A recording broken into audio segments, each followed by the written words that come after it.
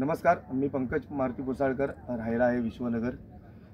आजचा विषय थोडा गंभीर आहे आणि हा विषय आज आपण या ठिकाणी मांडतोय।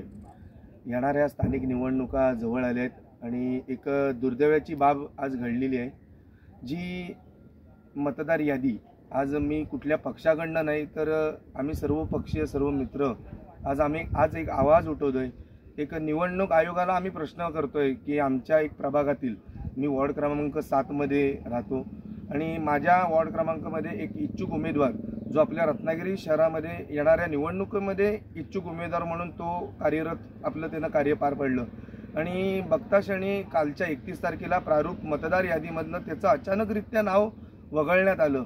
पाहायला गेलं तर संक्षिप्त रूपाने मागील झालेल्या काही निवडणुकांमध्ये सांगू इच्छितो वॉर्ड क्रमांक 7 182 म्हणजे पाहायला गेलात तर त्यामध्ये त्याच्या घरातील शिल्पा सुधीर फाटक, शैलजा परशुराम फाटक, ऋषिकेश सुधीर फाटक आणि गुरुप्रसाद सुधीर फाटक।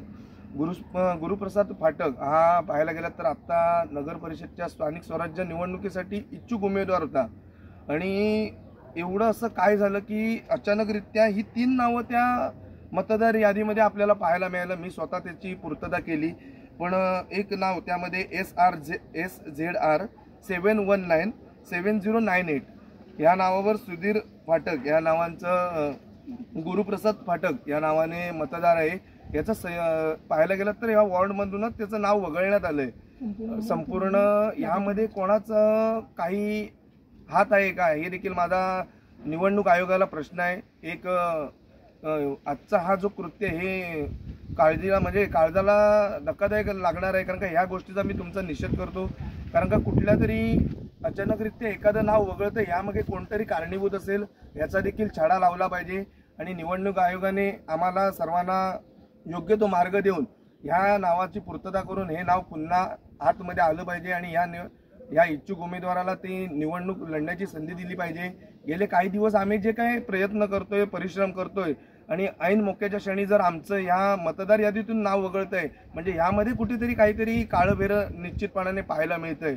खरंच पाहायला गेलं तर मी काल संयुक्तपणाने वॉर्ड क्रमांक 7 ची मतदार यादी चाळणी करत असताना एक निदर्शनात आलं, दुबार मतदार यादी हा जो काय प्रश्न आता उठलाय त्यामध्ये आता पाहायला गेलं तर तब्बल 187 नावं मला निदर्शनात आली, जी ग्रामपंचायतला मतदान करत होती आणि ती संयुक्त नावं आता नगर परिषदच्या हद्दीमध्ये नावं लागली गेलीत। याचा पण मतदार म्हणजे इलेक्शन म्हणजे त्यांनी नोंद घ्यावी। ह्या गोष्टी अशा घडल्या आहेत, अशी दुबार मतदार आणि जी स्थानिक लोक आहेत, जी 20-25 वर्ष राहणाऱ्या माणसांची यामध्ये नावं कशी वगळली गेली याची पण देखील पूर्तता करावी आणि याचं उत्तर लवकरात लवकर जनतेसमोर द्यावं।